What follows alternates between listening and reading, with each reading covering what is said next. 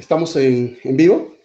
¿Qué tal, amigos? Buenas noches, seguidores de la página de Jurisprudencia Policial y de IDL, Instituto de Defensa Legal del Policía. En esta oportunidad hemos traído a charla a este conversatorio de un importante tema respecto a la investigación del delito y a todas las funciones de la Policía Nacional y el representante del Ministerio Público en la investigación policial.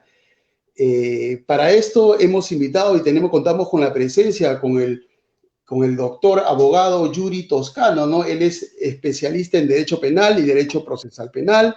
Asimismo, cuenta con estudios de un máster en criminalística. Tiene estudios también de criminalística por la Universidad Norbert Wiener, por la misma Policía Nacional de Perú. Es suboficial de primera en actividad y con quien nos tendrá a bien darnos luces de toda esta problemática. Doctor Yuri, buenas noches. Adelante, tenemos el gusto. ¿Cómo estás, Roy? Buenas noches, muchas gracias por la invitación. Acá me siento halagado por participar más que una ponencia, un conversatorio con toda la comunidad policial desde las dos plataformas más grandes del país, las dos plataformas policiales más grandes del país. Me refiero al Instituto de Defensa Legal IDL POL y a Jurisprudencia Policial. Bueno, en esta oportunidad vamos a tratar un tema fundamental, un tema muy importante, de gran trascendencia respecto a la investigación policial criminal, sobre las funciones, atribuciones de la Fiscalía, de la Policía, alcances, y vamos a hablar principalmente si el fiscal es verdaderamente el director de la investigación, es conductor de la investigación o es asesor de la investigación. Vamos a hablar puntualmente de esos temas, Roy, y vamos a hablar sobre un tema neurálgico y un tema que un proyecto de ley que ha sido presentado en el mes de abril por el partido del congresista Daniel Urresti, Podemos Perú, sobre ciertos artículos que podrían ser modificados, ciertos artículos del decreto legislativo del Código Procesal Penal, del nuevo código, a un nuevo Código Procesal Penal para muchos distritos judiciales, ¿no?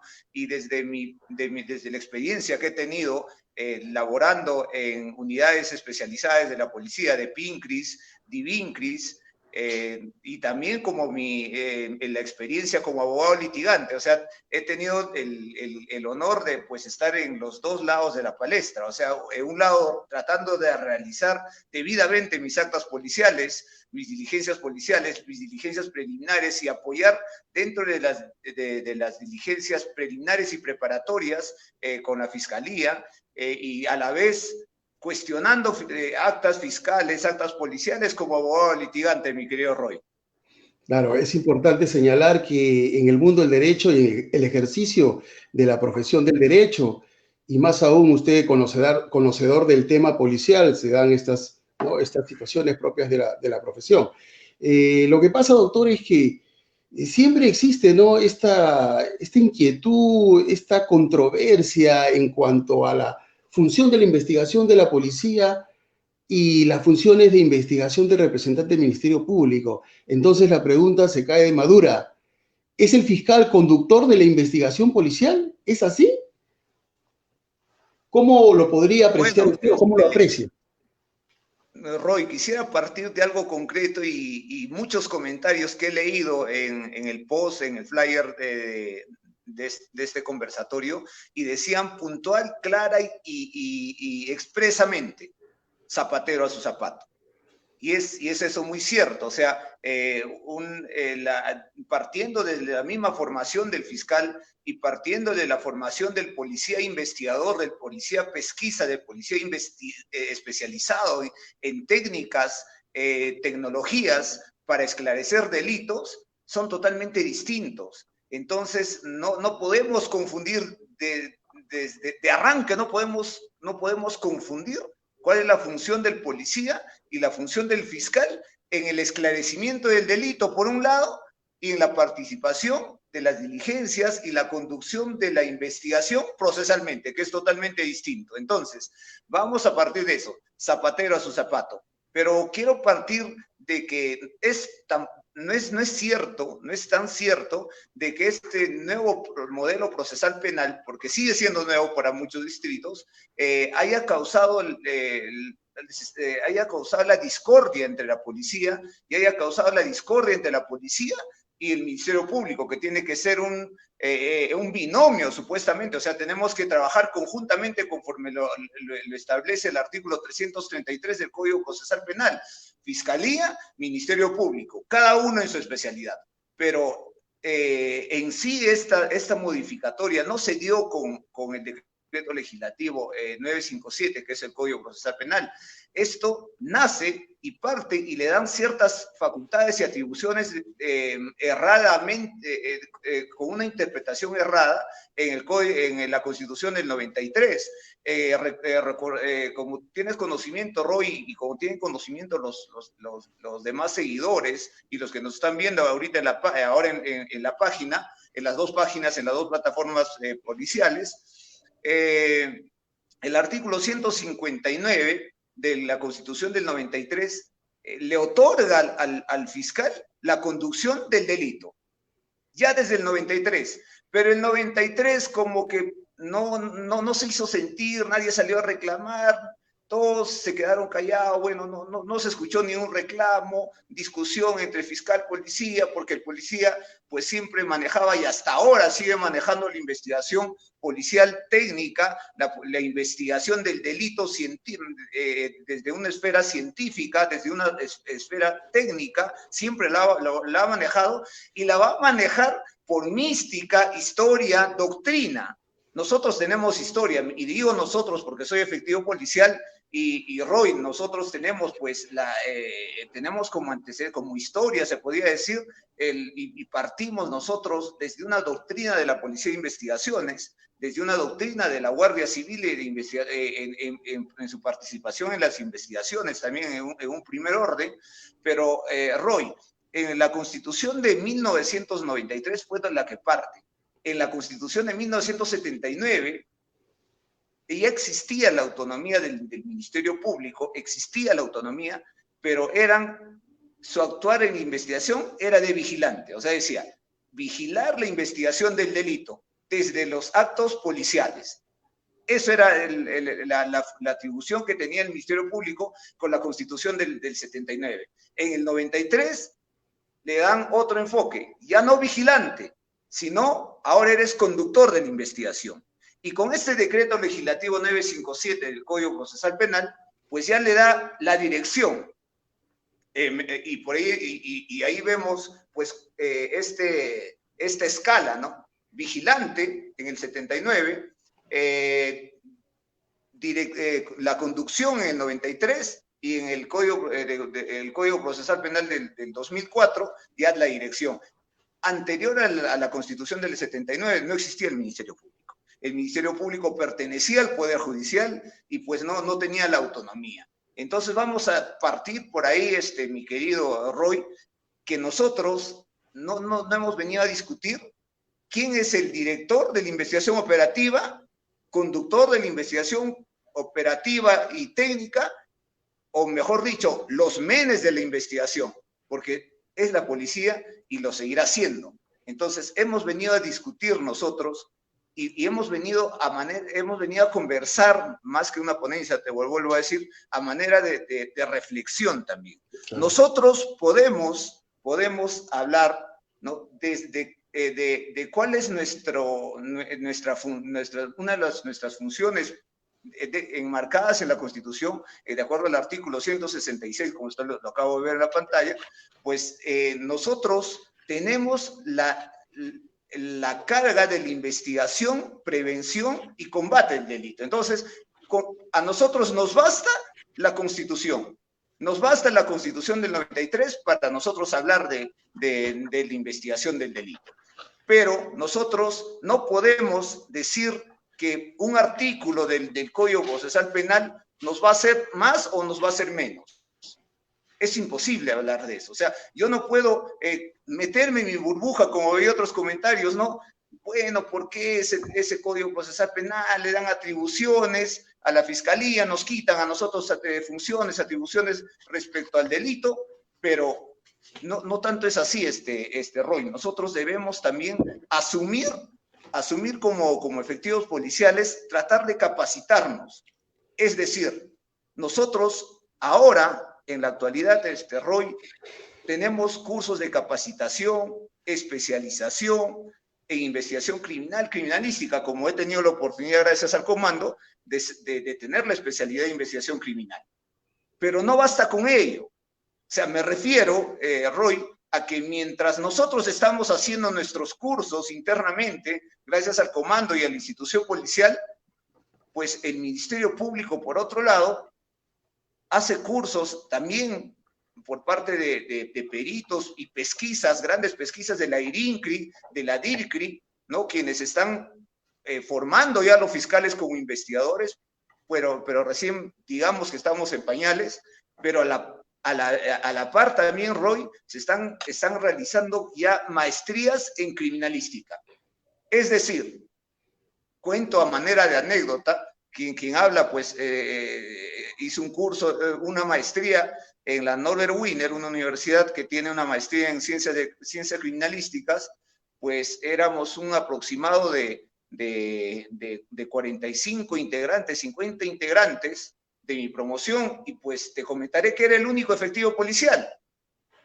Habían como 9 fiscales, personal médico, técnico, biólogos del Instituto de Medicina Legal, que también pertenecen al Ministerio Público, ¿no? Al Instituto de Medicina Legal, y nos damos cuenta, pues, que ahora para ser docentes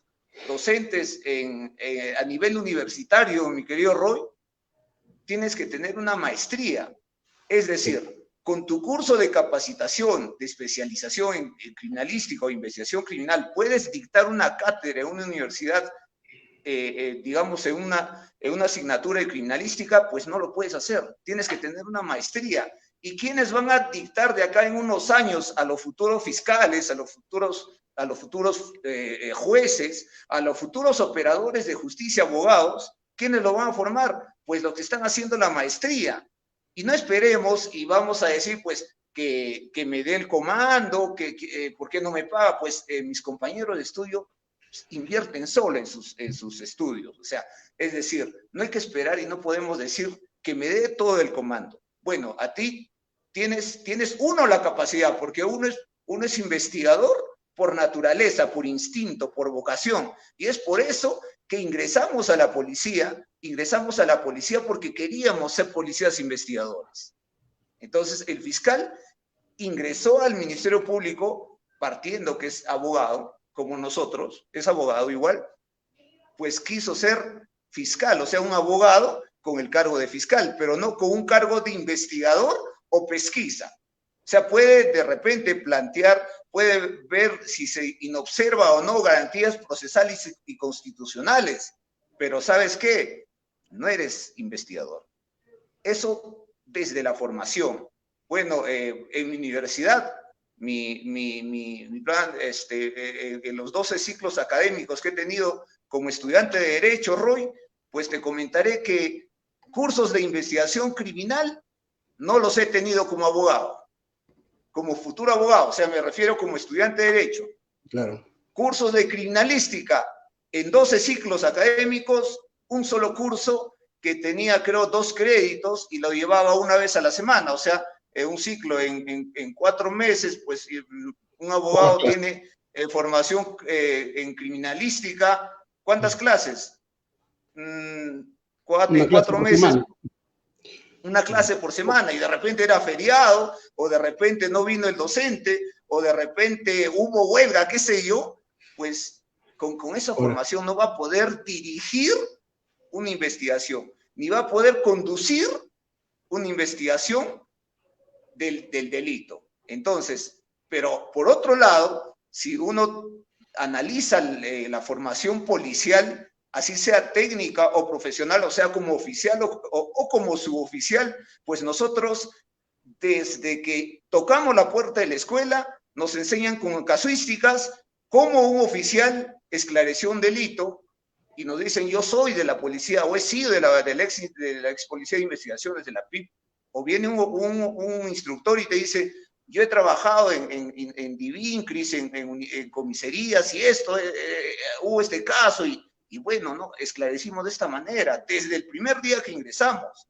Entonces, desde el primer ciclo, pues llevamos no solamente cursos de criminalística ni de investigación criminal, llevamos ciencias auxiliares de la criminalística. Me refiero a balística, claro, grafotecnia, etcétera, antropología, etcétera, etcétera. Entonces, nosotros bueno, yo soy suboficial y en el tiempo que he tenido en formación en la escuela de Puente Piedra, pues he tenido tengo hasta ahora esa formación, que no la he tenido como abogado, porque el abogado se forma para ser abogado. Nunca un abogado ingresa y dice, oh, señor, ¿sabes qué? Yo quiero ser investigador, quiero esclarecer un delito. Es imposible. O sea, vamos a partir de eso antes de cuestionar, criticar, porque debe haber una crítica y un análisis técnico, dogmático y jurídico de este proyecto de ley, ¿no? Mi querido Roy. Y es cuando yo converso con el aprecio a muchos amigos, colegas fiscales, hablamos y decimos, bueno, el fiscal pues no te va a esclarecer un delito porque hasta viene una comisaría para que le esclarezca la pérdida de su DNI. Entonces, nunca va a poder esclarecer fácticamente un delito, materialmente. Entonces, es por eso que tenemos que delimitar cuál es nuestra función en la investigación del delito desde el marco de la jurisprudencia. Entonces, nosotros también tenemos que acostumbrarnos, Roy, a no solo guiarnos de nuestras directivas, nuestros reglamentos, nuestras funciones dentro de la ley de la policía, dentro de este decreto legislativo, el Código Procesal Penal, tenemos que analizar jurisprudencias, doctrinas, desde pronunciamientos del Tribunal Constitucional, pronunciamientos de la Corte Suprema respecto a nuestra función policial.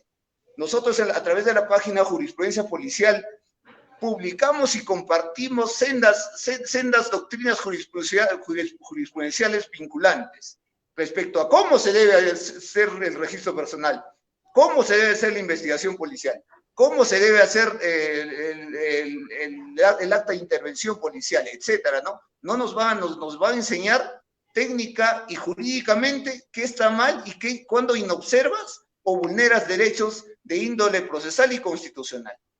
Cuándo debes respetar garantías fundamentales. Entonces, Roy, quiero a manera de introducción, antes de hablar de este proyecto de ley, centrarme en ese tema y qué es lo que tú opinas, sí.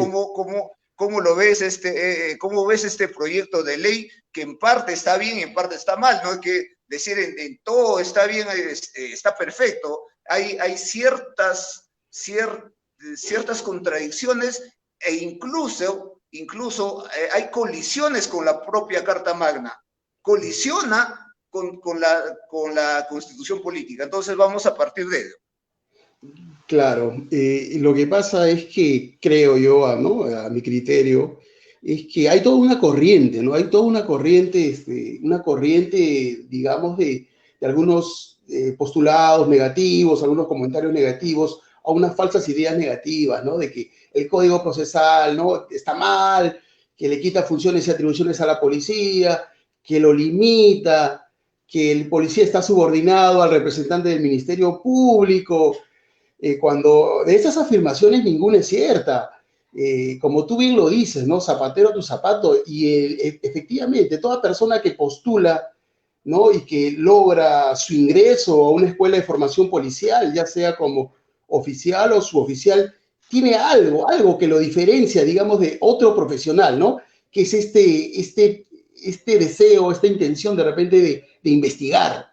Porque policía no solamente es orden y seguridad, también tiene su aspecto, su lado de investigación, el pesquisa, como tú muy bien lo dices. Y efectivamente, los efectivos de la Policía Nacional, a través de toda su formación y de toda su experiencia en la Policía Nacional, es que van compartiendo de repente estas vivencias casuísticas, estas formas de investigar, ¿no? El policía, como se suele decir, ¿no? Siempre pensando mal, ¿no? De repente sin ejecutar algunas cosas, ¿no? Porque hay que tener cuidado también con lo que ejecutamos, ¿no? Pero siempre el pensamiento, oiga, ese señor está cruzando, está andando, de repente, ¿no? ¿Qué llevará en su mochila? O de repente ese vehículo está muy pesado, ¿no? Está sentado, como decían algunos algunos efectivos de la Policía Nacional de Escuadrón de Emergencia, ¿no? Con vasta experiencia. Mira, ese vehículo, 4 de la mañana, está circulando y está bien sentado. No se puede mover, o sea, no se puede desplazar correctamente. Algo debe cargar. Entonces, este pensamiento de investigación es propio del investigador, del policía.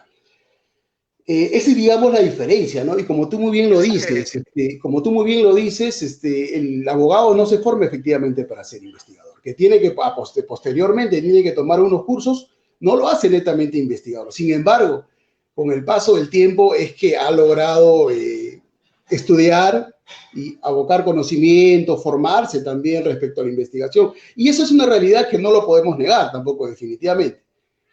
Volviendo un poco al tema, porque un usuario hizo un comentario del artículo 159 y del 166 de la Constitución Política, donde decía, no, que ambos tienen funciones. Sí, efectivamente, pero el artículo 59 hay que diferenciar, que hace una precisión respecto a la investigación del delito, donde dice, el representante del Ministerio Público conduce, ¿no?, la investigación del delito desde su inicio, ¿no?, diferenciando a la policía de repente, donde dice previene, investiga y combate, ¿no? Hay que tener en cuenta que la prevención, investigación y combate, entendiendo un poco la Constitución, digamos que no es una competencia exclusiva de la Policía Nacional, ¿no? Posteriormente también tiene su ley orgánica, el Ministerio Público, la Policía Nacional también, de repente por ahí algunos, como tú muy bien lo mencionaste, ¿no?, algunos reglamentos, algunas directivas que de repente colisionan, de repente por no haberse realizado una precisión o un correcto estudio de repente, ¿no?, de qué es lo que vas a considerar en esa directiva.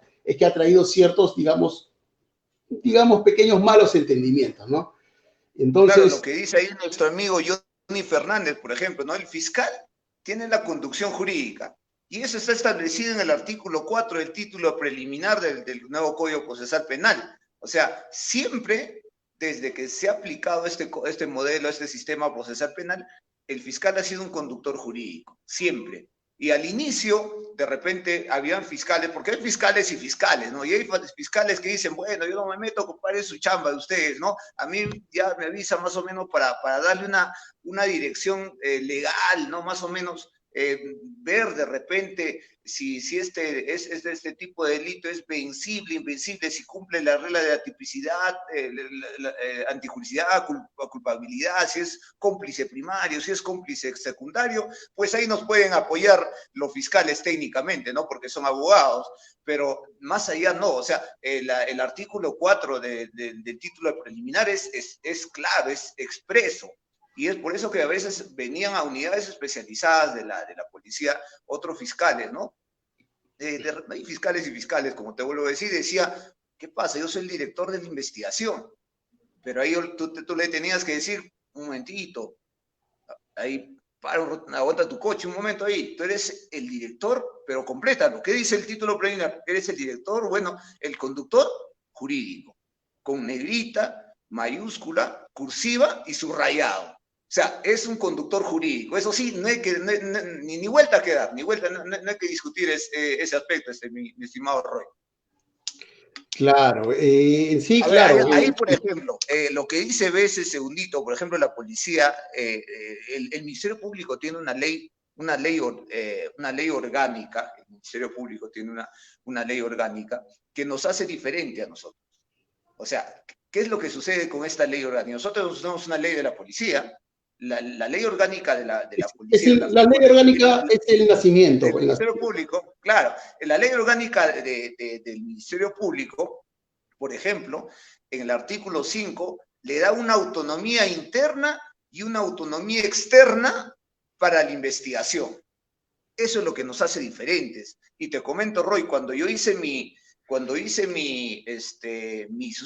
la sustentación de mi tesis para ser abogado, hablé sobre la investigación del delito y la función del policía, la importancia del informe policial, a diferencia del atestado policial, pues discutía no discutía, sino que los abogados también, ¿no? Ahora de repente me estarán viendo, eran los que tenían que escucharme ahí en la sustentación del jurado, ¿no? Los que escuchan mi sustentación y me decían, a ver, Para empezar, tú vienes acá a sustentar tu tesis, tú vienes como policía o como abogado, defínete. Bueno, yo soy policía de actividad, ¿no? Pero he venido a hablar, este es un tema policial. Ya, y ya me trataban de dar y me decían, a ver, yo te pregunto algo. Tu institución es jerarquizada, o sea, no puedes tener autonomía. Dependes del Ministerio del Interior, pero el Ministerio Público es un ente autónomo.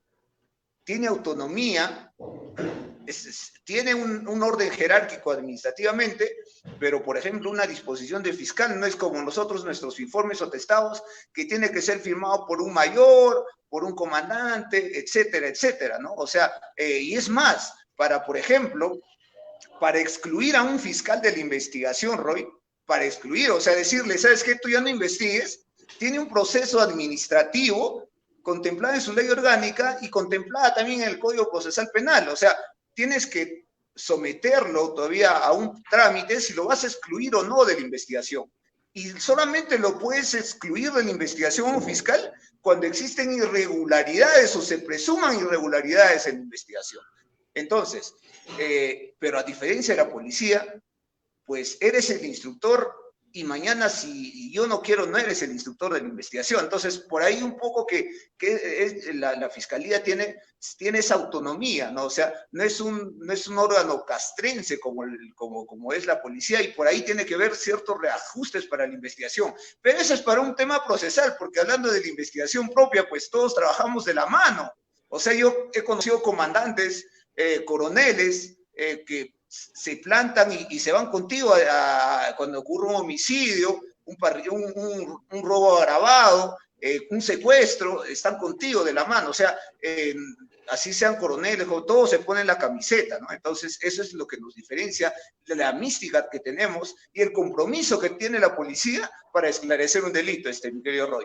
Se me fue la pregunta del amigo, ¿qué decía? Hacía una precisión. A ver, por favor, ¿qué dice? Hacía una precisión Emerson Veintemilla. En primer lugar, felicitarlos ambos por la disertación. Como mencionan, el fiscal conduce jurídicamente el delito, mientras que la policía, desde que toma conocimiento del delito, no interviene, realiza actas, solicita pericias, etcétera. Ambas instituciones deben trabajar de la mano. Y bueno, lo que dice el compañero es cierto, ¿no? La conclusión del inicio de este conversatorio sería eso, ¿no? Se debería trabajar de la mano. Y bueno, agradecerle sus saludos al compañero.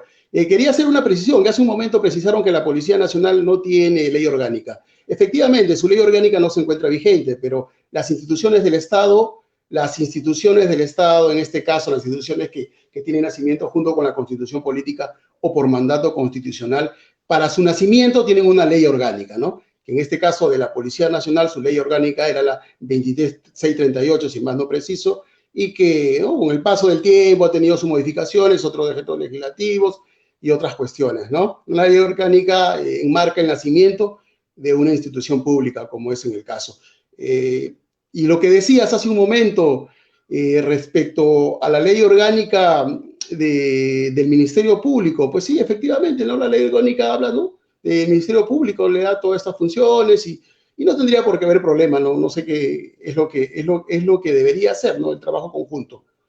Así es, mi estimado Jude. Claro, vamos a hablar, por ejemplo, como digo, agradezco a la institución policial que me ha dado la oportunidad de trabajar desde el 2010, que entró en vigencia en la ciudad de Huaraz, cuando he trabajado en la DIVINC de Huaraz, desde el Distrito Judicial del Santa, desde La Libertad, que he trabajado como policía y como abogado. Entonces, hay ciertas cosas, hay ciertos criterios que no son del todo ciertos o en distritos judiciales que no entre en vigencia el nuevo Código Procesal Penal, se van a dar cuenta que en la práctica no existe, no es real. Como por ejemplo, hablando de la tipificación o calificación del delito, que la policía no puede calificar. Falso, y vamos a definirlo por qué. Porque es totalmente falso. Entonces, vamos a empezar a hablar de este importante proyecto de ley que yo pienso que va a ser bastante cuestionado. Yuri, sí, si me permites un momento como para ubicarnos un poquito en todo el contexto de la pregunta, ¿no? Porque existe una corriente, como le dije en su momento, sobre, digamos, la incomodidad respecto con el antiguo Código de Procedimientos Penales del 44, ¿no? Donde la Policía Nacional formulaba el atestado, y ahora con la entrada en vigencia del nuevo Código Procesal Penal, el Código Procesal Penal vigente, es que la Policía Nacional tendría que formular un informe. Entonces decía, el atestado policial, ¿no?, es diferente al informe. No sé si tú nos puedes aclarar un poco más, centrándonos en esa idea, ¿no? A ver si es falso o cierto. Lo que sucede es que en el Código de Procedimientos Penales, Roy, para empezar, el atestado policial tiene un valor probatorio. O sea, puede ser discutido en juicio. O sea, a diferencia del informe, prácticamente se podría decir que, bueno, hasta antes de bueno, no va a entrar en vigencia, no sé si se aprobará, pues los informes policiales se tienen que ceñir en narrar fácticamente cómo ha seguido la línea de la investigación y adjuntar los medios probatorios. Pero en la práctica existen unidades especializadas como la IRINCRI, como las DIVINCRIS, de PINCRIS y otras unidades especializadas en investigación criminal que, mis respetos, formulan buenos informes policiales, ¿no? Pero pero no ocurre eso en todas las unidades de la policía, en comisarías básicas, y más si es en provincia. O sea, si bien es cierto, en las DIVINCRI, donde he trabajado, pues analizamos en grupo, en equipo, cómo vamos a formular el informe. Pero este informe no es valorado a nivel de la fiscalía. Es más, otro fiscal, yo tuve discusiones con los fiscales que agarraban, después que te amanecías, ponías a disposición tu informe, agarraban y decían, dame los actuados nomás. Y su secretario le decía, bueno, este informe, guárdalo por ahí. ¿Por qué? Porque la diferencia en el Código de Procedimientos Penales es que sí tiene un valor probatorio. Y es más, ahora con este proyecto de ley del congresista Urresti, pues se desea, ¿no? Se quiere que la policía pueda calificar el delito. O sea, ya puede calificar el delito, pero no le dice, ¿sabes qué? ¿Qué valor probatorio tiene? Es más, si el fiscal acusa sin tener adjuntado a la carpeta fiscal este informe policial, o si sobresee sin tener este informe policial, pues el juez de investigación preparatoria tendría que declararlo inadmisible. Es decir, si el fiscal va, después de haber culminado la investigación preparatoria, y decide pues acusar, tiene que estar el informe policial. Eso es lo que nos dice este proyecto. Tiene que estar este informe policial. Si no está, el juez lo tiene que rechazar, supuestamente, ¿no? Declarar inadmisible y decirle, ¿sabes qué? Toma este informe.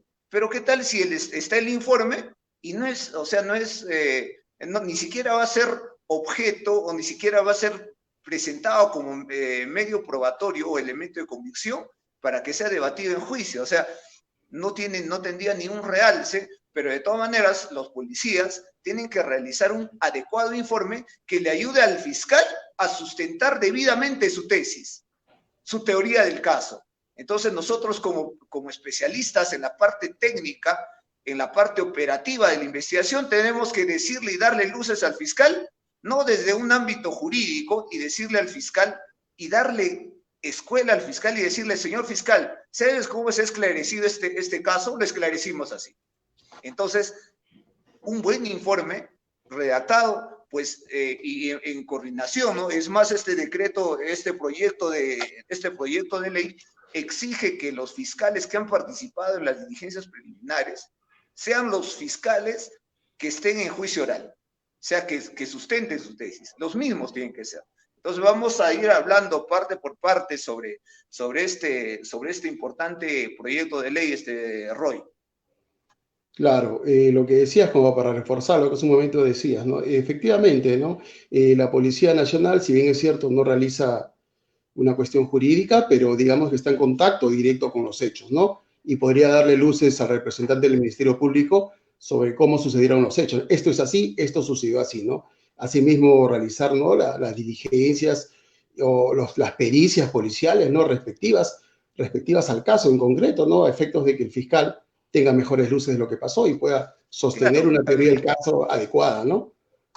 para continuar este conversatorio, Roy, nos dice nuestro amigo Edward Alexander, el Ministerio Público tiene su ley orgánica y la policía también. Y si los ubicamos jerárquicamente en la pirámide de Kelsen, pues nos vamos a dar cuenta que todos, que sí nos ubicamos, nos daremos cuenta que sí la tenemos. Bueno, y como vuelvo a repetir, sí tenemos una ley de la policía. Lo que yo quiero decir es que en la ley orgánica del Ministerio Público y constitucionalmente el Ministerio Público es autónomo jerárquicamente para investigar. O sea, no es la policía, el investigador no tendría autonomía o de repente podría ser que un jefe no le firme el informe al instructor policial o si no el jefe de la unidad, porque he visto informes hasta con 3 firmas, y para que lo firme el oficio también tendría que tener que estar subordinado a un orden jerárquico, y nosotros dependemos del Ministerio del Interior, o sea, del Consejo de Ministros, del Poder Ejecutivo, pero el Ministerio Público es un ente autónomo, ¿no? Autónomo con jerarquía administrativa, como vuelvo a repetir. Y sobre todo, con autonomía interna y también externa, conforme lo establece en el artículo 5 de su propia ley orgánica, ¿no? O sea, partiendo de ese punto, Roy. Claro, tienes mucha razón lo que dices, ¿no? Son instituciones autónomas, una cuestión En mi de secretario. garantía del derecho constitucional, ¿no? A efectos de que sus labores no sean interrumpidas o puedan verse influenciadas, ¿no? Por cierta carga política y otros aspectos, ¿no? Bueno, la Policía Nacional efectivamente depende del Ministerio del Interior, son una entidad netamente jerarquizada y bueno, es otra realidad, ¿no? Es otra realidad. Definitivamente es otra realidad. Hacer la precisión, sí, efectivamente, ¿no? Ambos son decretos legislativos, ambos tienen rango de ley, lo que comentaba hace un momento un seguidor. Digamos que esa no es la discusión del tema. La discusión del tema no pasa si ambos son decretos legislativos, ¿no? O si ambos colisionan, ¿no? Esa no es, digamos que la cuestión de la discusión del proyecto de ley no pasa por esa razón. Ya, entonces me decías, entonces tenemos este proyecto de ley, ¿no? Impulsado por el partido Podemos Perú, ¿no? Y dentro de los cuales uno de los impulsores es el congresista Daniel Urresti, donde ha planteado una serie de modificaciones, algunas bastante polémicas, se puede decir, ¿no? Particularmente yo creo que una modificación de esta naturaleza tendría que tener un mayor estudio, análisis, ¿no? De los impactos, ¿no? De los impactos y los impactos jurídicos que puede causar, ¿no? A determinada, digamos, instituciones como la Policía Nacional o el Ministerio Público, ¿no? Pueden colisionar inclusive con la norma constitucional, como bien lo dijiste, ¿no? Y considerar también la técnica jurídica, ¿no? Lo que en derecho le llaman, ¿no? La técnica jurídica para redactar normas jurídicas, ¿no? Proyectos de ley, porque esto todavía tiene que ser discutido. Y más aún, bueno, con algo tan polémico, se puede decir, y tan fundamental. Entonces tenemos, ¿cuáles son estas modificaciones que está planteando este proyecto de ley, entonces, amigo Yuri? Claro, principalmente, bueno, vamos a partir de que no es, acá lo que tenemos que tener en cuenta no es que la policía se va a ver endiosada o la policía se va a ver beneficiada y se va a quitar atribuciones o funciones al Ministerio Público. No, no es tanto así, sino que se va a delimitar más expresamente. ¿Por qué? Porque ya lo expreso ya está planteado en el artículo 4 del título preliminar, que el fiscal es el titular de la acción, titular de la acción penal, encargada de la carga de la prueba, qué sé yo, pero es director jurídico de la investigación. Esa palabra, la dirección jurídica o la dirección legal, se va a repetir en varios artículos que desean modificar con este proyecto de ley. Se va a hacer énfasis y se le va a meter ese chip al fiscal y se le va a recordar en cada momento que el que tiene la conducción operativa y la conducción técnica es la policía, y ellos tienen la conducción, y más que la conducción, una estrategia legal para la investigación. Entonces, nosotros, la policía, estrategia técnica operativa, fiscal, estrategia legal, jurídica. Vamos trabajando en la mano y hay que trabajar bien. Estamos viendo y vamos publicando que existen varias diligencias policiales, actas policiales, que se van declarando nulas vía tutela de derecho. ¿Qué estamos haciendo mal y qué estamos haciendo bien? Está bien que los abogados, pues, se salgan con la suya, podemos decir así, y que nos declaren nulas nuestras actas así de fácil, o los excluyan por ser prueba ilícita, por vulnerar derechos fundamentales. Está bien. Entonces, si ahora en los distritos judiciales, donde se está aplicando el nuevo modelo procesal, se están excluyendo actas, ¿no? Ya porque no solamente pues el fiscal y el policía va adquiriendo experiencia y dominio con este Código Procesal Penal, sino por el otro lado también los abogados. O sea, la parte técnica también está adquiriendo experiencia. Y es lo que ocurre, que muchas veces el Ministerio Público se prepara con mismos fiscales, con fiscales o policías. ¿Quiénes los capacitan? Policías o fiscales. Pero no tenemos al enemigo enseñándonos lo que saben hacer. O sea, debemos conocer cómo piensa el enemigo. Y ahí hacemos alusión a un majestuoso libro del gran Sun Tzu en su libro en Las Artes de las Guerras, que tienes que conocer al enemigo. Entonces, conocer al enemigo, cómo piensa, qué va a cuestionar en los documentos policiales, en las actas policiales. Debemos trabajar en eso y pensar con la fiscalía en la mano qué estamos haciendo mal y qué criterio ha tenido el Tribunal Constitucional o la Corte Suprema respecto a las actas policiales realizadas en La Libertad, realizadas en Arequipa, realizadas en Huánuco, donde ya está en vigencia el Código Procesal Penal. A nivel de Huaraz y el distrito judicial en Santa, donde me desenvuelvo como policía y abogado, y en La Libertad, pues existen muchas actas excluidas. Entonces, tenemos que empezar y debemos tener en claro como policías y como fiscales que en vez de estar discutiendo quién tiene la conducción, si fue dirección, si fue vigilancia de la investigación, pues hay que hacer un trabajo conjunto y tenemos que hacerlo bien. Zapatero a su zapato. Yo soy el investigador y tú eres el conductor jurídico, ¿no? Nos dice Humberto, ¿qué nos dice, por favor, tú que tienes mejor vista, Roy? Humberto Mayanga Roque nos dice: hay buenos investigadores en la policía, muchos son abogados que conocen los principios jurídicos y sobre todo la teoría del delito que se aprende en la universidad. Claro, la policía se está capacitando, se está especializando no solamente a través de cursos, como en mi persona. Yo soy abogado y soy policía, y pues conocemos la parte técnica del delito, los elementos constitutivos del delito y toda la parte general y la parte especial del delito. Del Código Procesal, del Código Penal, del Código Procesal Penal, la parte sustancial, adjetiva, todo lo podemos conocer. Entonces, sabemos que existen buenos policías, pero esos buenos policías tienen que compartir esas experiencias a los hermanos de armas, ¿no? O sea, compartirles una experiencia técnica. O sea, la experiencia jurídica más que ello, porque la experiencia técnica lo tiene la policía desde su ADN. Desde el ADN el policía quiso ser policía investigador.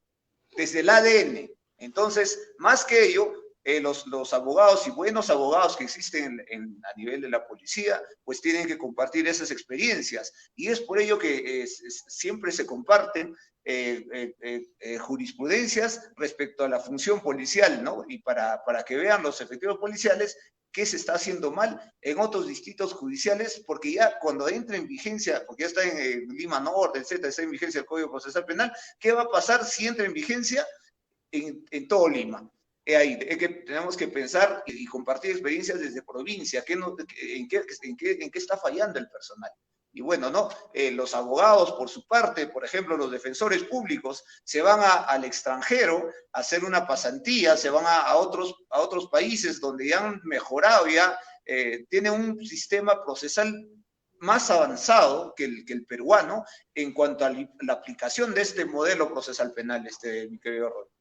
Claro, lo que pasa es que hay toda una corriente, ¿no? de avanzada, se puede decir, ¿no? De la evolución del derecho procesal y de muchas garantías, porque vulnerar garantías y derechos fundamentales, digamos, en el actuar policial, en la etapa preliminar, a la posteriormente en el desarrollo del juicio y donde de repente un abogado puede utilizar todos sus, ¿no? sus mecanismos de defensa, sus cuestiones a efectos de impugnar estas actuaciones policiales. Entonces, es mejor, digamos, tratar de superar estos defectos, ¿no? Y aprender, como tú muy bien dices, de algunos pronunciamientos jurisprudenciales, ¿no? En el cual se hace mención sobre el correcto accionar y cuál es lo correcto para plasmar en un acta policial, ¿no?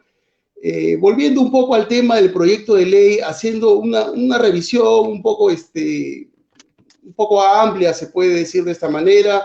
Tenemos en varios artículos de la modificación, es que se deja bastante mención o se deja un notorio, digamos, aspecto de dejar claro sobre la conducción jurídica del Ministerio Público, ¿no?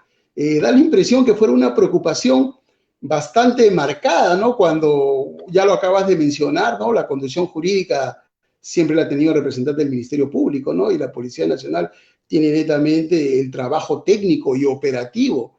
E inclusive en un artículo, ¿no? Hace la mención nuevamente sobre esta cuestión operatoria, ¿no? Cuando se corresponde decidir al fiscal la estrategia jurídica y a la Policía Nacional del Perú la estrategia operativa en la investigación del delito. Para tales fines, programarán y coordinarán de manera conjunta el empleo de pautas, técnicas y medios indispensables que correspondan.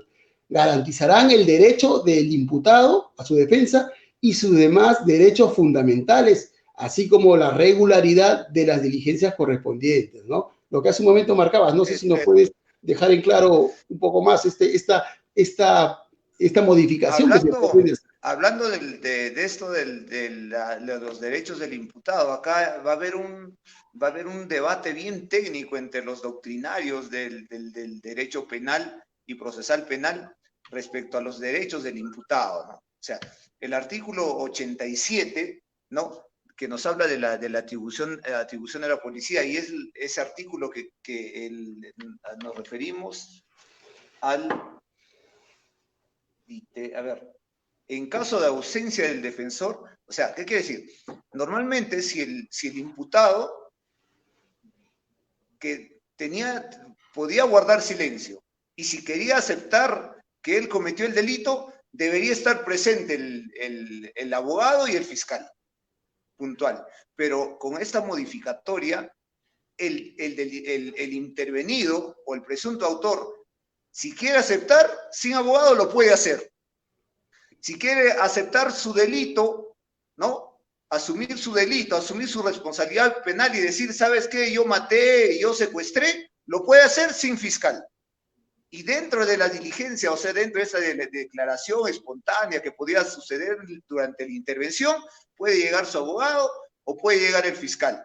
Entonces, ahí podríamos tener marcado una inobservancia a garantías de índole constitucional. O sea, si el artículo 71 del Código Procesal Penal te dice que puedes guardar silencio y si declaras tienes que hacerlo con la presencia de tu abogado, pues este artículo estaría modificando, pero eso sí dice, ¿no? La policía puede aceptar recibir esa declaración, pero tiene que grabarlo, tiene que filmarlo o puede consignar un testigo.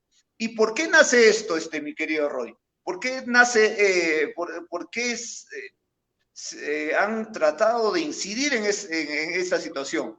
Porque existen muchas actas policiales que se han excluido del proceso. ¿Por qué?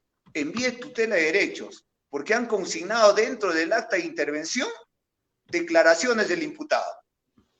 Entonces, al desnaturalizar la institución jurídica de intervención policial que tiene su reglamento y en la que no permite la autoincriminación del imputado, pues están diciendo, ya muy bien, lo interviene, si te dice lo maté así, ya, consígnalo, pero grábalo o consígname un testigo.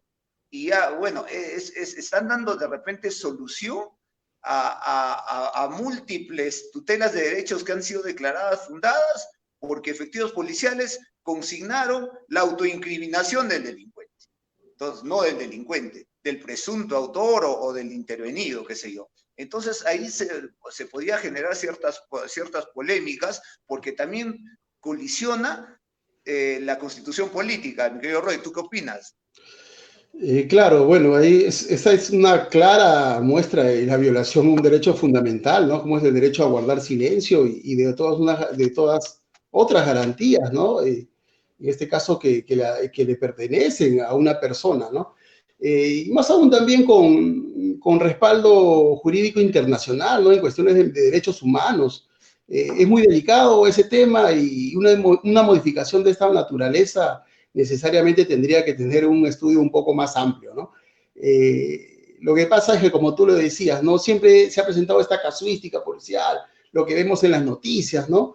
De repente vemos la intervención de la policía, ¿no? Con bombos y platillos, donde se ve, se filtra de repente un informe periodístico, donde la policía, ¿no? Algunos efectivos policiales, ¿no? En algunas sedes, ¿no? Le toman una especie de declaración al estilo norteamericano, ¿no? Al estilo norteamericano, donde le ponen una cámara detrás y le dicen, señor José Díaz, ¿usted reconoce haber matado a la persona tal? Sí. Entonces, esas pruebas después quieren, digamos, incluirlas, ¿no? En otra etapa del proceso y claramente es un error, ¿no? Es un error porque aún así no hay las garantías del caso, porque si te pones a pensar, ¿no? En este caso, esta redacción de este artículo donde indica que inicialmente no quiere declarar y después quiere declarar, y si no está el representante del Ministerio Público, puede hacerlo, dice, sin la presencia del fiscal, ¿no? Solamente lo único que tendría que hacer la policía es adecuar, ¿no? Los medios tecnológicos para perennizar este acto, pero ese artículo es bastante peligroso, muy peligroso, ¿no? Para el derecho en sí, para algunas cuestiones de derechos humanos y también para la labor policial, ¿no? Es posible también que por estos actos podrían verse denunciados, ¿no? Tú sabes, Yo como pienso dicen. que Roy, por la capacidad profesional que tiene el policía, no necesita estos facilismos. Es decir, si bien es cierto, nos han excluido actas de intervención policial por consignar en este documento declaraciones o autoincriminaciones del intervenido. Y es ahí donde se ha confundido el policía, ¿no? Una cosa es acta de intervención policial en flagrante delito, que tiene una directiva del 2016, y otra cosa es una declaración o un acta de entrevista. Y lo que han hecho es un combinado, ¿no? O sea, han agarrado y han dicho, te intervengo, ven acá, muy bien, tú eres presunto autor del delito de violación, ven acá, y bueno, el señor te dice espontáneamente y te dice, sí, violé. Ven acá y en este acto el señor refiere, manifiesta que horas tal, cometió el delito contra la libertad sexual, violación sexual, qué sé yo. Entonces, se ha desnaturalizado estas instituciones jurídicas y pues el abogado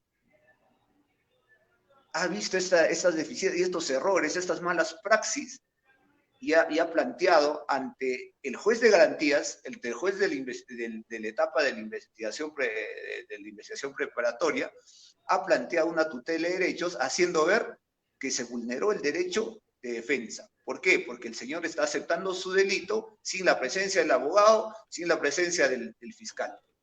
Entonces, ¿qué hacemos contra eso? Han dicho en este proyecto. Bueno, lo más fácil, que declare, pero lo grabas. Entonces pienso que no es la solución al problema, porque la solución es realizar las diligencias respetando derechos fundamentales. Es decir, se le interviene el acto de intervenir, se le interviene y se plasma un acta de intervención, pues no sé, por un delito, digamos, de conducción en estado de ebriedad.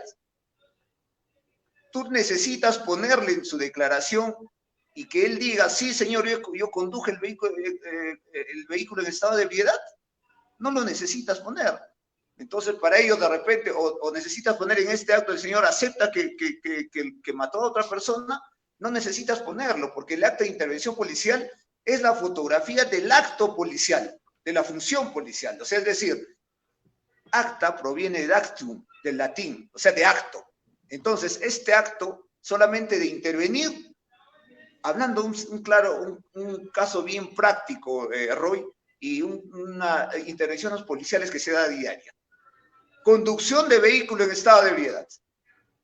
Estoy haciendo un operativo de alcoholemia, intervengo un vehículo de norte a sur. Ese acto de intervenir genera un acta de intervención. Plasmo que sí se intervino, se le pidió los documentos, se le solicitó y tenía aliento alcohólico. Muy bien. Ya las pericias de dosaje etílico, ya las investigaciones determinarán que él se ha conducido el vehículo en estado de ebriedad.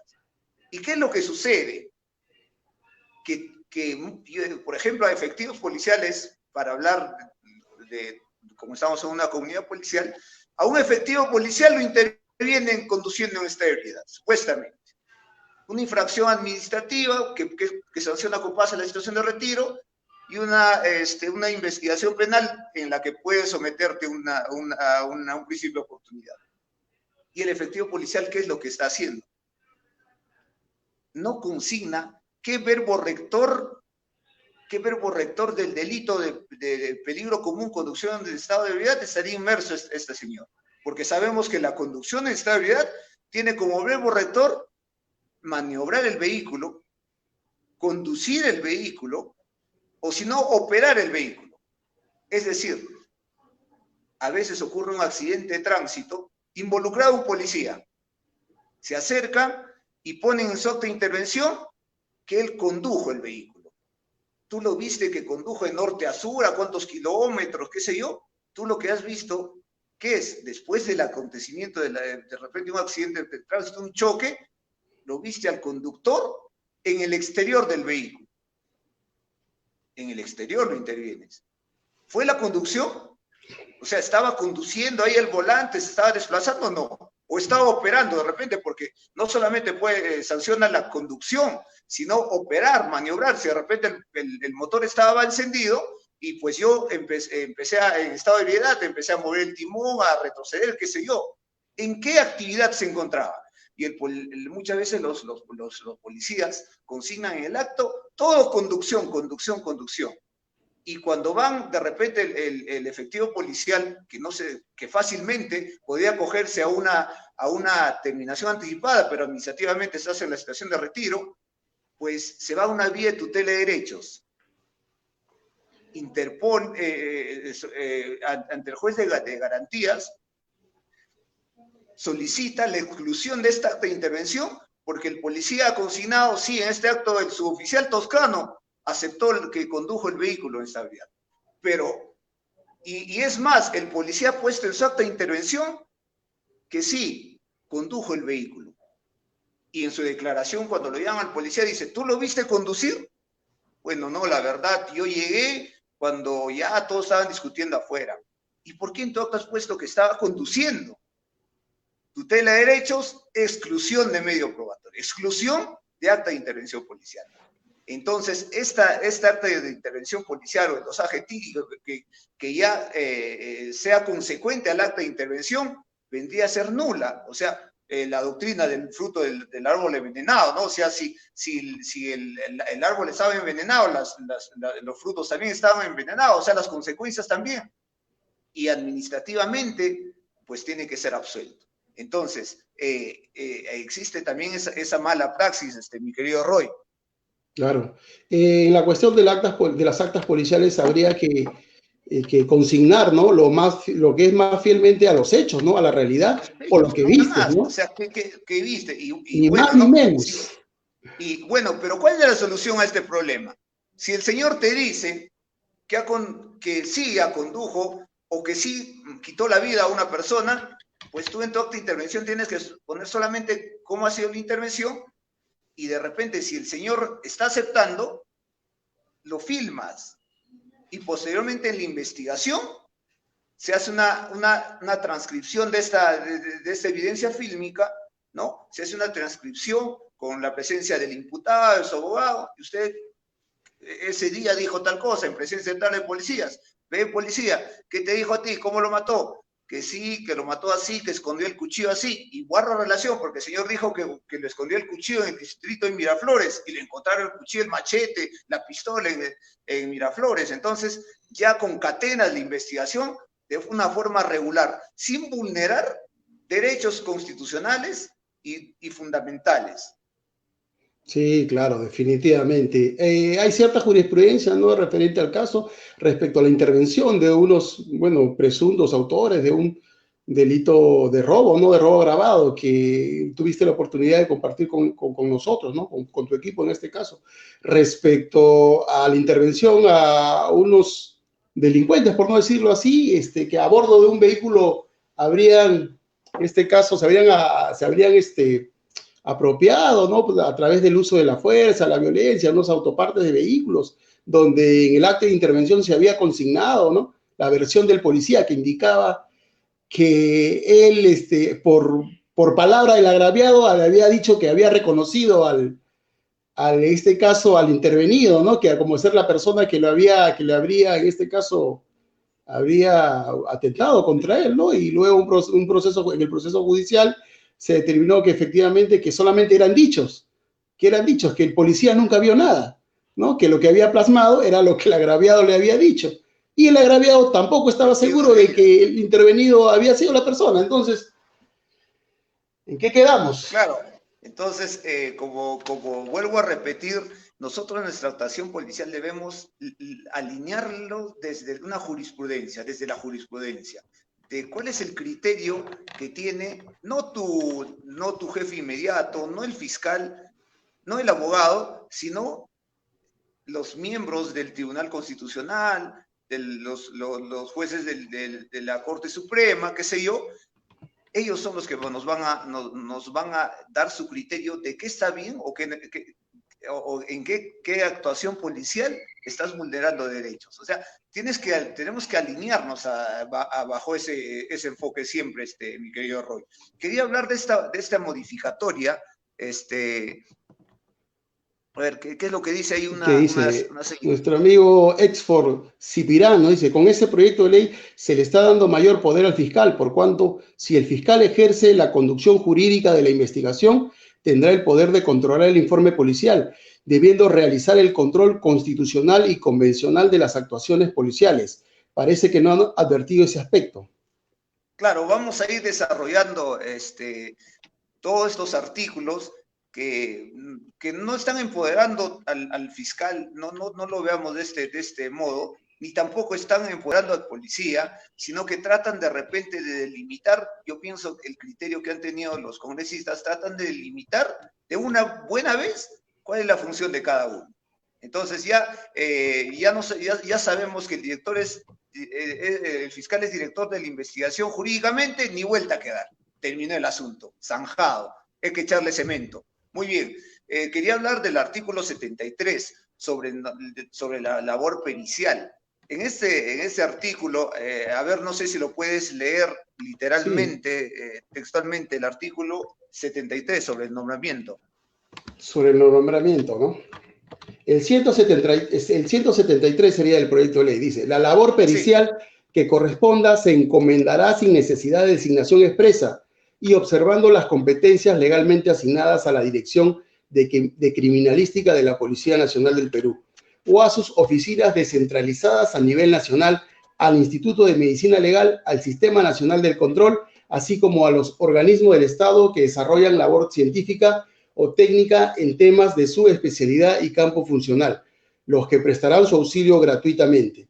También podrá encomendarse la labor pericial a universidades, institutos de investigación o personas jurídicas en general, siempre que reúnan las cualidades necesarias para tal fin, con conocimiento de las partes.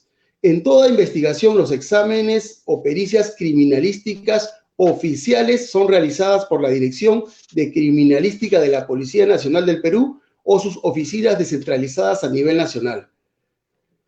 Claro, ¿qué es lo que sucede? Que en aplicación de este nuevo modelo procesal penal, el fiscal tiene la discrecionalidad de que ciertos peritajes lo puede hacer Instituto de Medicina Legal o la Dirección de Criminalística. Si es a nivel nacional, las OFICRIS. Pero con este proyecto de ley le exige a la policía que en temas de diligencias preliminares lo realice las DIRINCRIS o las OFICRIS. Entonces, no, las DIRINCRIS, ¿no? La Dirección Criminalística o sus OFICRIS. Si ya no le da esa facultad, esa discrecionalidad al fiscal de decidir y decir, ¿sabe qué? Si yo quiero lo mando al Instituto de Medicina Legal o si yo quiero lo mando a la criminalística, a la policía, ¿no? Si bien es cierto, de repente han repotenciado logísticamente, técnicamente, tecnológicamente al Instituto de Medicina Legal, pues, pero la parte logística y la parte en cuanto a recursos humanos, la experiencia, lo tienen las direcciones de criminalística, ¿no? Y es más, los que trabajan en el Instituto de Medicina Legal son policías en la situación de retiro, donde han adquirido estos conocimientos son en estas direcciones de criminalística. Entonces, ya con este proyecto, con este artículo, esta posible modificatoria, de forma, lo plantean así, ¿no?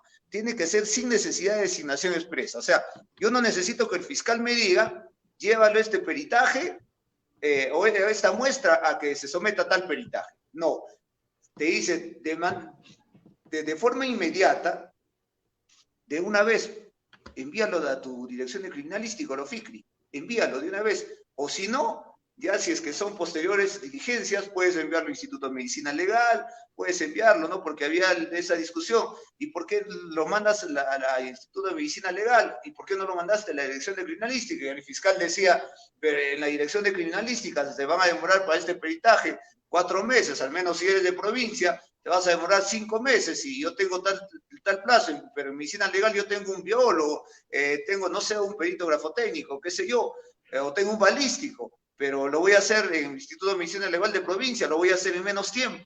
Entonces, por ahí viene la discusión y teníamos otro tema de conversación sobre si hablamos de logística, sobre recursos humanos, en comparación comparando el Instituto de Medicina Legal con la Dirección de Criminalística, mi querido Roy. Ese es un tema también bastante complejo, ¿no? Porque habría que ver cuáles son, digamos, ¿cuál es tu punto de vista, doctor? Claro, el punto de vista en este caso, porque está el punto de vista de repente de confianza y de comodidad del representante del Ministerio Público.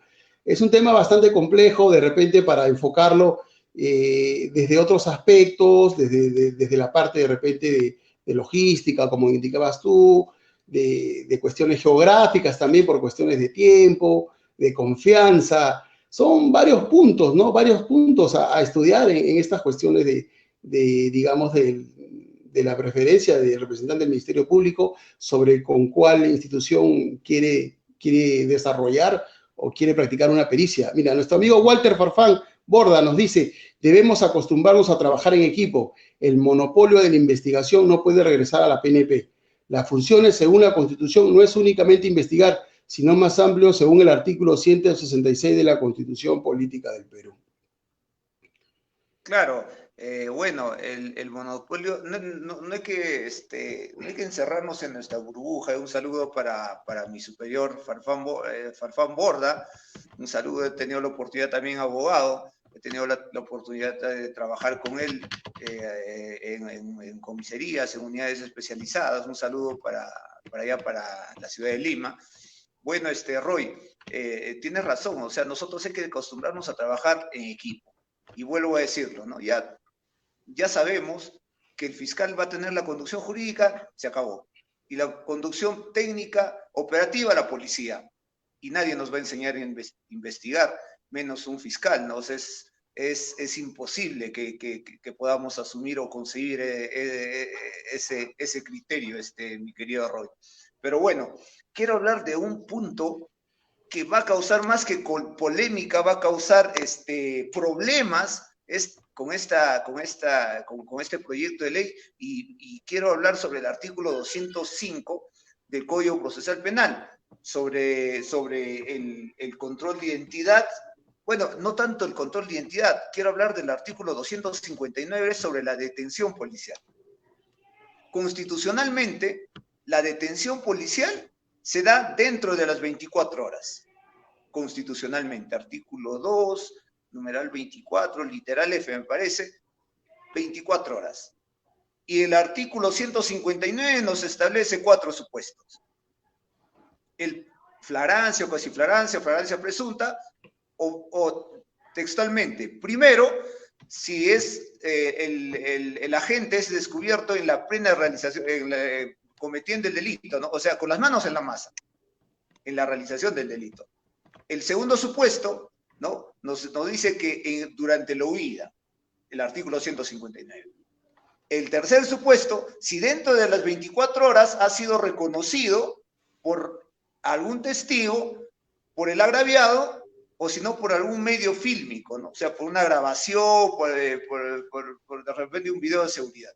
Y el cuarto supuesto de este artículo 159 nos habla que el policía puede detener en flagrante delito dentro de las 24 horas, pero si ha sido de repente, si se encuentran especies relacionadas al delito o instrumentos que han sido empleados para la comisión del delito.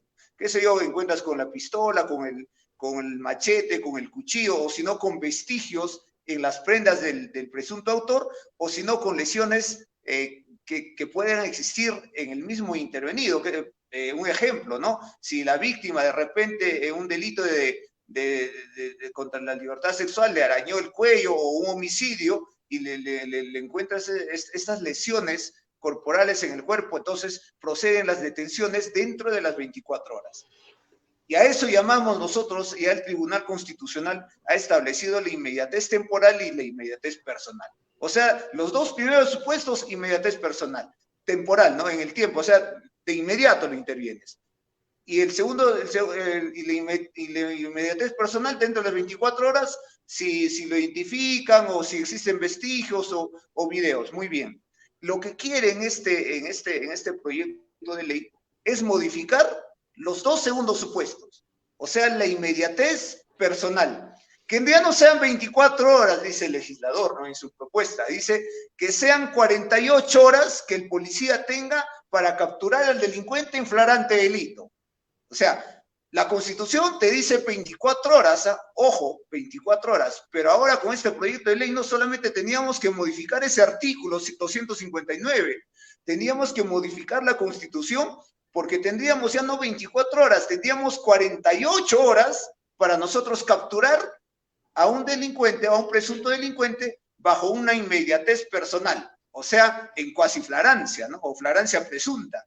O sea, si lo identificas a través de un video, por testigo, qué sé yo, ya tendrías 40, ya no 24, sino 48 horas. Y aquí la gente se confunde y dice, pero hubo una modificatoria, ya después de la intervención en flagrante delito, la policía tiene 48 horas. Muy bien.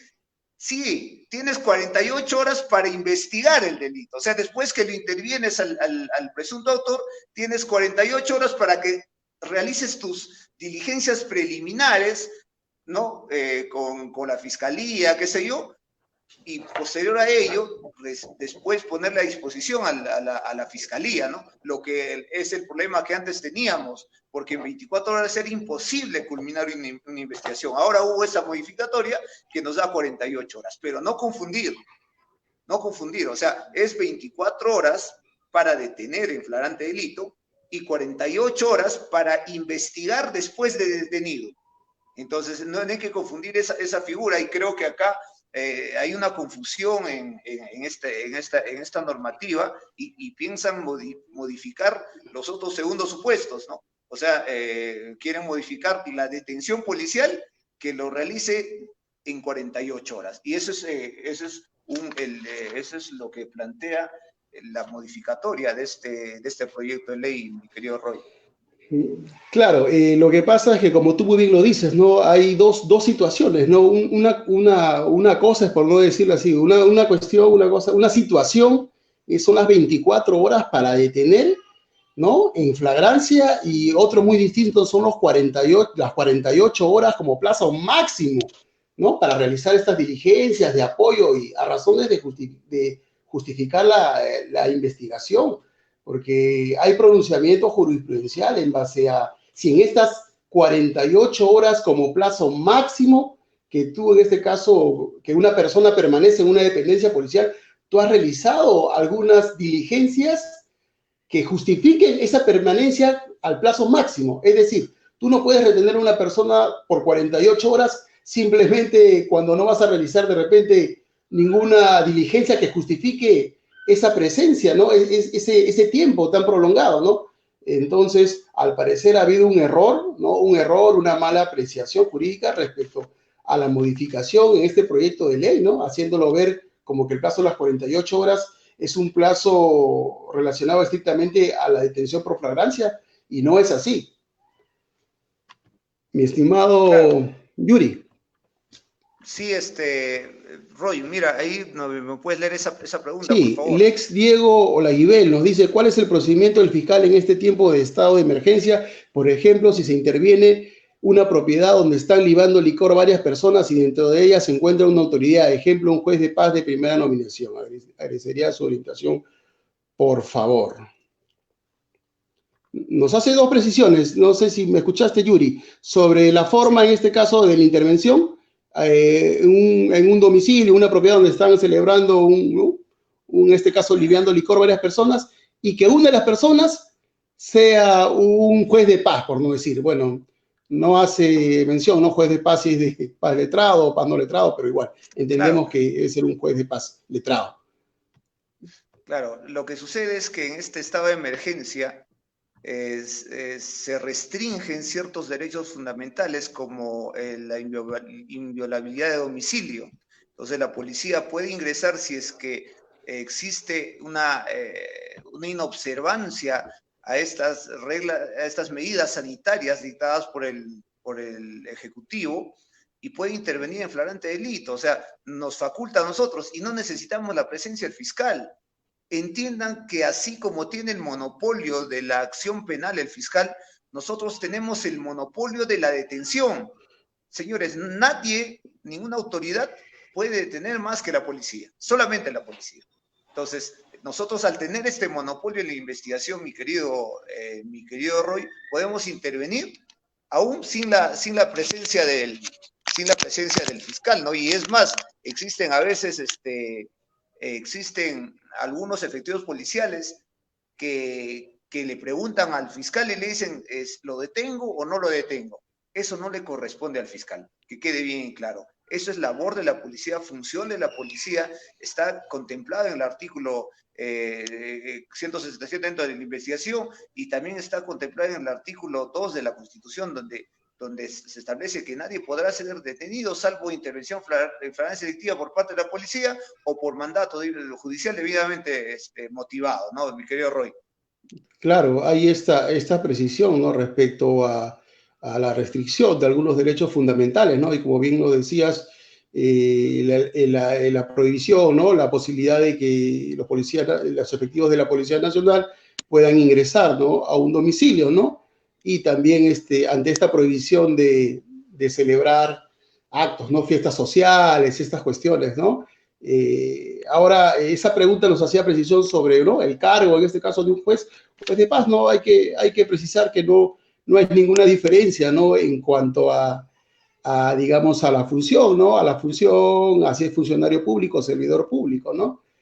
Todos somos, por un principio, ¿no? Máximo del derecho, ¿no? Del derecho penal, somos iguales ante la ley, salvo, digamos, algunas prerrogativas, ¿no? Que son aplicables, pero en otros supuestos, no en estos, ¿no? En cuestiones de delitos flagrantes, la intervención procede de toda forma, y más aún, ¿no? En este estado de emergencia. Y entonces Entonces, así... bueno, para concluir este conversatorio sobre el proyecto de ley, este proyecto de ley pretende darle hegemonía, le pretende dar a la policía facultades de asumir la dirección, se puede decir la conducción, o se encuentra a cargo la policía de las diligencias preliminares y de la investigación preparatoria al fiscal. Es decir, la policía se encarga de las diligencias preliminares. Yo me encargo acá, o sea, de las diligencias urgentes e inaplazables. Si el fiscal decide formalizar la investigación preparatoria, la policía puede participar en las diligencias, o sea, está obligado a apoyar a la fiscalía, aun cuando esta investigación preparatoria sea formalizada. O sea, y acá va a haber otro tema también. O sea, muchas veces los efectivos policiales acaban sus diligencias, acaban la investigación, lo ponen a disposición y ya la fiscalía se encarga, ¿no?, de realizar ciertas investigaciones complementarias a nivel fiscal, porque así lo establece también el Código Procesal Penal, que la fiscalía puede pedir el auxilio de la policía o el apoyo de la policía, lo pueden hacer por sí mismos. Entonces, el artículo 137 se establece que las diligencias preliminares son parte de la investigación preparatoria. O sea, son parte de. Entonces, ahí un poco va a entrar una confusión técnica por parte de la fiscalía y la policía, porque dice, ya, bueno, son diligencias preliminares, yo estoy a cargo, ahora la investigación preparatoria, si tú la conduces, y bueno, no, qué sé yo, es un poco contradictoria esta norma, que no necesitamos precisar quién tiene la dirección en cuanto a las diligencias preliminares, porque se supone que se está realizando de forma conjunta, ¿no? De forma conjunta entre la policía y el Ministerio Público. Sí, claro. Lo que pasa es que en la exposición de motivos del proyecto de ley, ¿no?, hacía mención sobre, ¿no?, una postura de cierto jurista, ¿no?, indicaba, ¿no?, que las etapas del nuevo proceso penal son 5, ¿no?, y que la diligencia preliminar es una etapa independiente, por no decirlo, pero bueno, también hay sectores también de juristas, ¿no?, doctrinarios, donde indican que, y efectivamente, ¿no?, las diligencias preliminares son parte y son propias en este caso, de la investigación preparatoria, ¿no? Entonces, no tiene mucho sentido. Ahora, Claro, disculpa, Yuri, para culminar, disculpa que te interrumpa, ¿no? En esta última modificación de este proyecto de ley se pretende modificar lo que es el artículo 332 del informe policial, así, para resumirlo, sobre las imputaciones jurídicas, ¿no? Dice que los miembros de la Policía Nacional en su informe policial podrán realizar o formular imputaciones jurídicas. Entonces, ¿cómo ves esta cuestión jurídica? Porque ya en este proyecto de ley, al parecer, me había quedado claro de que la condición jurídica la tenía el fiscal. Sin embargo, en este artículo retrocede, por no decirlo así, y nos dice que las imputaciones jurídicas las puede hacer la policía en el informe policial. ¿Cómo ves este asunto? ¿Cómo lo puedes interpretar? ¿O cuál es tu opinión respecto a esto? Debemos partir que el artículo 67 del Código Procesal Penal establece que como función de la policía es investigar el delito, conocer el delito bajo una propia iniciativa inclusive, y tendría que la policía individualizar a sus autores. O sea, individualizar la participación o el grado de participación de los autores. Tienes que individualizar a los autores. Entonces, por ahí debemos partir. Y yo al iniciar este conversatorio decía que supuestamente nosotros no podíamos, los policías no podíamos realizar calificaciones jurídicas o tipificaciones, ¿no?, jurídicas de qué delito estaríamos inmersos. Entonces, lo cual no es así. O sea, la policía dice que investiga delitos. Y al investigar delitos, nosotros debemos saber qué delitos. O sea, si cumplen todos los presupuestos de un delito, la parte constitutiva de un delito, la tipicidad, antijusticia, corresponsabilidad, qué sé yo, si cumplen esos presupuestos, los policías debemos saberlo. Porque los policías son abogados por experiencia y excelencia. O sea, el policía es un abogado con título de policía, pero tiene experiencias en la práctica de experiencias y conocimientos jurídicos, porque a nivel de instrucción llevamos desde derecho constitucional, procesal penal, hasta civil y varias ramas del derecho, mi querido Roy, pero lo que sucede es que nosotros sí o sí le vamos a tener que calificar, porque cuando nosotros le emplazamos el acta de lectura de derechos o el acta de notificación de detención o la notificación de detención, pues tenemos que calificar, ¿no? Bajo una perspectiva de una imputación necesaria. O sea, ¿por qué me detienes? Porque, bueno, estabas caminando, yo presumo que ¿cómo podrías llamarle a un secuestro? Tienes que calificarlo como secuestro. ¿O cómo calificas a robo? Tendrías que decir que estás inmerso en un delito contra el patrimonio, robo, un delito contra el patrimonio, hurto, y esa diferencia lo conocemos bien. Porque el fiscal puede recalificar nuevamente el delito. Y por una mala calificación, concha su madre, se fue mi celular hoy. Bueno, al parecer se cortó la comunicación, pero con esto, esta era la última apreciación. El doctor Yuri Toscano, entonces esperamos que haya sido de su agrado. Será hasta una próxima oportunidad. Gracias a los seguidores de IDL y a Jurisprudencia Policial. Próximamente tenemos nuevas ponencias, temas interesantes para la familia policial y comunidad jurídica también. Gracias a los señores seguidores. Que tengan buenas noches. Hasta pronto.